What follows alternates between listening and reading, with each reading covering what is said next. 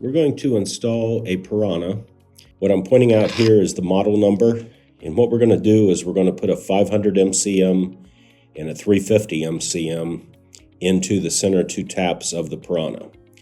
For these size conductors, we remove the protective cap. There are some Piranhas where you put a cut in the cap, but these we remove them. The other thing we're going to do is loosen up the bolts so that we can get the conductor inserted completely into this, since it's on the upper end of the scale.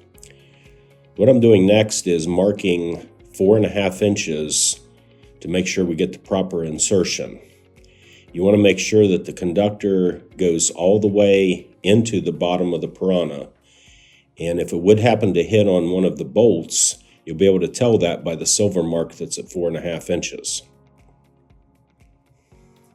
So the 500 MCM slides in. You can see the silver mark disappeared. Now we're going to take a 3/4 inch 6-point socket, and we're going to partially tighten both bolts. And then we're going to alternate between the two at least 3 times until we shear off the top, or until we shear off the bolt. So that 500 MCM is completely installed, no stripping required. It's an insulation piercing connector. Now we're going to do the same thing on the 350. Partially tighten the second bolt.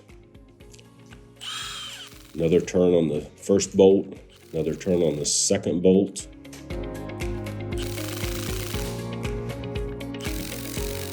We shear the top two, or the bolts heads off of both of those. So that second connection is made and the application is complete.